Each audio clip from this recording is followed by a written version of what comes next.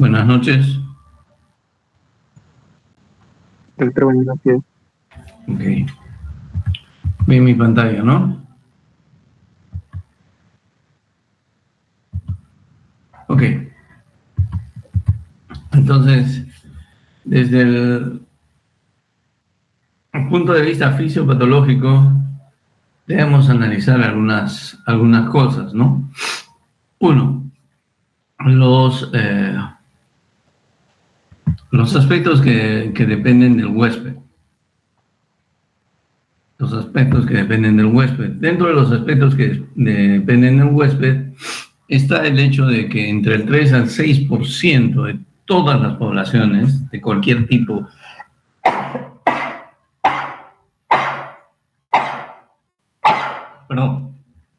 de cualquier tipo de población a nivel mundial, independientemente del desarrollo del país, es susceptible a desarrollar fiebre reumática. En otras palabras, cualquier tipo de raza humana en un 3 a 6% tiene predisposición a desarrollar fiebre reumática. Obviamente, si encuentra el ambiente adecuado para el desarrollo de esta enfermedad, ¿no? Se encuentra el ambiente adecuado para el desarrollo de esta enfermedad.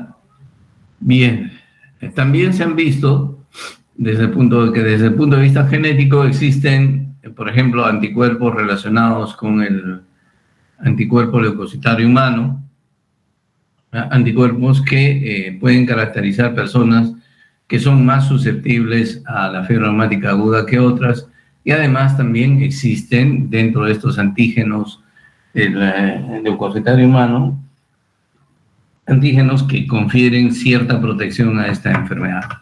Entonces, probablemente los estudios genéticos sigan avanzando, pero hasta ahora lo cierto es que del 3 al 6% de cualquier tipo de población tiene predisposición a desarrollar fiebre reumática. Y hemos dicho que esta es una enfermedad de la pobreza y que está favorecido por factores ambientales, especialmente el hacinamiento.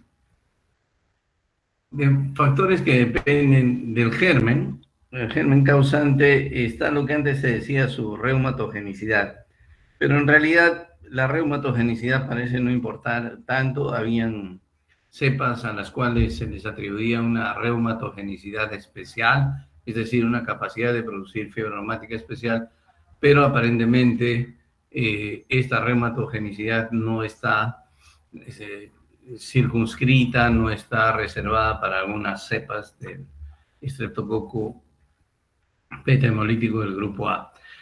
Por otro lado, antes se asumía que la fiebre reumática era única y exclusivamente secundaria a una infección estreptocócica de la garganta, es decir, a una faringitis estreptocócica. En la actualidad está bien establecido que también las infecciones estreptocócicas de la piel por el estreptococo del grupo A son capaces de desencadenar fiebre reumática. Bien, entonces se juntarían el germen, que ya sea nos haya producido una infección en la garganta o en la piel, el huésped susceptible, el ambiente adecuado, y luego ocurriría el fenómeno fisiopatológico. El fenómeno fisiopatológico o el mecanismo fisiopatológico más aceptado productor de fiebre reumática es el de la teoría o el mecanismo de similitud molecular. En este mecanismo se asume que algunos antígenos del estreptococo ocasionan la producción de anticuerpos de reacción cruzada, es decir, anticuerpos que se desarrollan contra las proteínas del estreptococo, especialmente la proteína M de la pared del estreptococo, reaccionan en forma cruzada con estructuras propias del organismo, especialmente del endocardio del huésped. Y esto ocurriría debido a que estos antígenos son presentados por las células de reacción inmunológica innata a los linfocitos T, y estos desencadenan reacciones inmunológicas, tanto celulares como de tipo producción de anticuerpos, tanto celulares como humorales, ¿no es cierto? Esa es la expresión adecuada, tanto celulares como humorales, dirigidos a los anticuerpos del estreptococo, especialmente a la proteína M. Estos anticuerpos, como ya hemos mencionado, son anticuerpos de reacción cruzada, provocan activación de linfocitos. Estos linfocitos se unen al endocardio y producen lisis de las células endocárdicas en presencia de complemento. Estos anticuerpos se unen a las células endocárdicas a través de moléculas de adhesión celular como las ICAM y moléculas de adhesión vascular como las BCAM, VCAM e ICAM. Esto ocasiona lisis del endotelio en presencia de complemento y mayor liberación de anticuerpos o de epítopes. Esto a su vez activa nuevamente células T de reacción cruzada y esto amplifica la respuesta inflamatoria inicial y produce mayor liberación de antígenos o de moléculas como la queratina, la fibronectina, etc. Y entonces se establece un proceso inflamatorio debido a esta similitud molecular de los antígenos de los estreptococos que reaccionan en forma cruzada con los antígenos del huésped, ¿no? Bien, entonces hasta ahí se explicaría el primer episodio de fiebre reumática. Si las condiciones que favorecen fiebre reumática persisten, entonces el paciente entra en lo que se llama la forma policíclica de fiebre reumática, que no son sino episodios recurrentes de fiebre reumática. Estos episodios recurrentes de fiebre reumática perpetúan la inflamación inicial y favorecen posteriormente el desarrollo de cardiopatía reumática. Entonces, la cardiopatía reumática es más probable que se desarrolle en personas que entran en episodios de fiebre reumática recurrente, en lo que se llama la forma policíclica de fiebre reumática. Un único episodio de fiebre reumática es probable que desarrolle cardiopatía reumática, aunque no con tanta probabilidad como si el paciente desarrolla episodios recurrentes de fiebre reumática.